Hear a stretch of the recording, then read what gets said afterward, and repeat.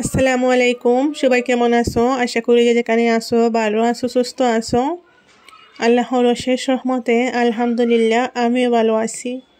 আজকে আবারও চলে আসলাম আরও একটি নতুন রেসিপি নিয়ে আপনাদের মাঝে শেয়ার করার জন্য। আজকের রেসিপিটা হচ্ছে গরুর পায়া আমি রান্না করব। গরুর পায়া বা নিহারি যেটাই বলেন না কেন। তো এখানে আমি গরুর পায়াগুলা ধুয়ে পরিষ্কার করে নিয়েছি, সব কিছু রেডি করে নিয়েছি। এখন রান্নাটা করব, আর রান্নাটা কিভাবে করি আপনারা পুরো ভিডিওটা দেখতে থাকো। আশা করি আপনাদের কাছে একটু হলেও ভালো লাগবে। তো এখানে আমি গরুর দুইটা পা নিয়েছি, পায়া যেটা বলা হয় সেটা নিয়েছি দুইটা, নিয়ে আমি ভালো করে পরিষ্কার করে নিয়েছি। আর এখানে দেখতে পারতেছেন পেঁয়াজ নিয়েছি অনেকগুলা, আর পেঁয়াজগুলো হচ্ছে আমি বড় বড় করে পিস করেছি। এক একটা পেঁয়াজকে 2 পিস বা 3 পিস এরকম করেছি। সাথে আমি নতুন আলু নিয়েছি, বড় বড় করে পিস নিয়েছি আলুগুলাও। আর 3-4টা কাঁচামরিচ আমি মাছ দিক দিয়ে কেটে নিয়েছি। তার সাথে 3টা টমেটো নিয়েছি বড় বড় পিস করে। সব কিছু বড় বড় করে রাখছি, কারণ নিহারি রান্না করতে গেলে অনেকটা সময় লাগে, সেই কারণে বড় বড় করে নিয়েছি। এগুলাও একেবারেই গলে যাবে। আর এগুলা হচ্ছে আমি কুকারে রান্না করব। কুকারে রান্না করলে বেশি সময় লাগবে না, তাড়াতাড়ি হয়ে যাবে। এমনিতে নিহারি রান্না করতে গেলে অনেকটাই সময় লাগে, অনেক সময় জাল করতে হয়। অনেক সময় জাল করতে গেলে লাকড়ির চুলায় অনেক ভালো হয়। আমি যেহেতু গ্যাসের চুলায় করব, এত সময় ধরে রান্নাটা করলে আমার গ্যাস অনেকটাই শেষ হয়ে যাবে। সেই কারণে আমি কুকারে রান্না করব, যাতে রান্নাটা তাড়াতাড়ি হয়। তো এখানে আমি কুকারে গরুর পায়াগুলো দিয়ে দিয়েছি, দিয়ে তারপরে পেঁয়াজ, কাঁচামরিচ, তার সাথে টমেটো, সব কিছু দিয়ে ভালো করে আমি এটা হাত দিয়ে মাখিয়ে তারপর বসাবো।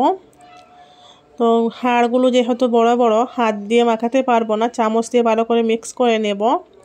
পরিমাণ মতো লবণ দিয়ে দিয়েছি, দিয়ে আমি এখানে আদা রসুনের পেস্ট দিয়ে দিয়েছি। একটু কম ছিল, সেই কারণে আমি যেই বয়ামে ছিল আদা রসুনের পেস্ট, সেটা একটু পানি দিয়ে ধুয়ে একদম সবগুলা দিয়ে দিয়েছি।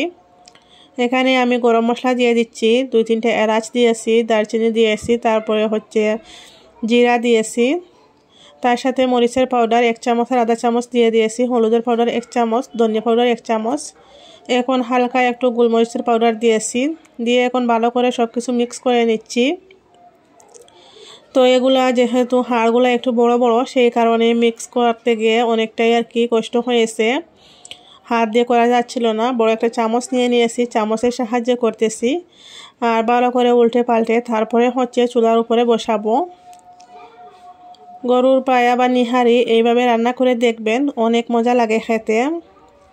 আমি এটা 7 থেকে 8টা সিটি লাগাবো, যেহেতু এগুলা হতে সময় লাগে, সেই কারণে।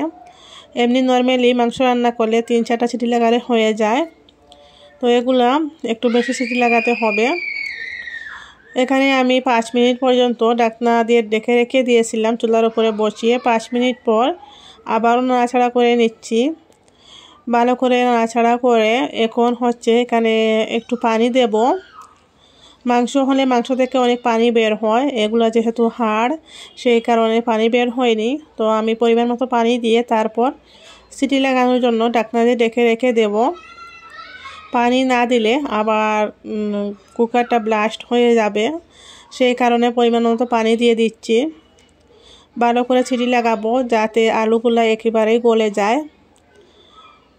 আমি আলু এই কারণেই দিয়েছি, যেহেতু এখানে হাড় মাংস নেই। তো আলুগুলা দিয়ে ভালো করে সিটি লাগালে ওগুলা গলে, গ্রেভিটা অনেকটাই ঘন হয় আর খেতে প্রচুর মজা লাগে। আপনারা এইভাবে করে দেখবেন। তো এখানে আমি 7 থেকে 8টা সিটি লাগিয়ে নিয়েছি।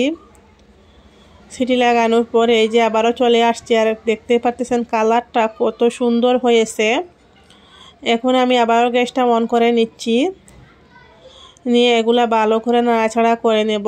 আর আলু আপনারা দেখতে পাচ্ছেন একেবারেই গলে গিয়েছে, 1-2টা পিস শুধু দেখা যাচ্ছে, বাকি পিসগুলো একেবারেই ডালের মতো হয়ে গেছে। আর আমি চেয়েছিও এভাবে হোক, এভাবে হলে গ্রেভিটা অনেক ঘন হয় আর খেতে ভাত বা রুটি যে কোনো কিছুর সাথে খেতে অনেক অনেক মজা লাগে। আমি ভালো করে নাড়াচাড়া করে নিচ্ছি, নিয়ে আমি ধনেপাতা দিয়ে দেব, তার সাথে লবণও পরিমাণ মতো হলো কি না সেটাও চেক করে নেব। আপনারা গরুর পায়া বা খাসির পায়া, গরুর থেকে খাসির পায়াগুলোতে আরও বেশি ভিটামিন থাকে, ওইগুলো এভাবে রান্না করতে পারেন, অনেক অনেক মজা হয়।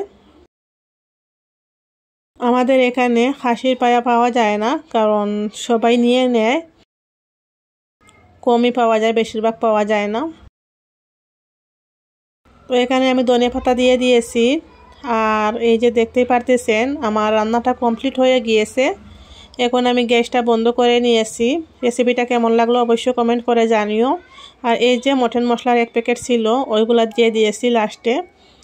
গ্যাসটা বন্ধ করে নেব, আমার রান্নাটা পুরো ডান।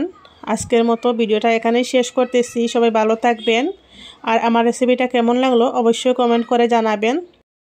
সবাই ভালো থেকো, সুস্থ থেকো। আল্লাহ হাফিজ সবাইকে। আসসালামু আলাইকুম।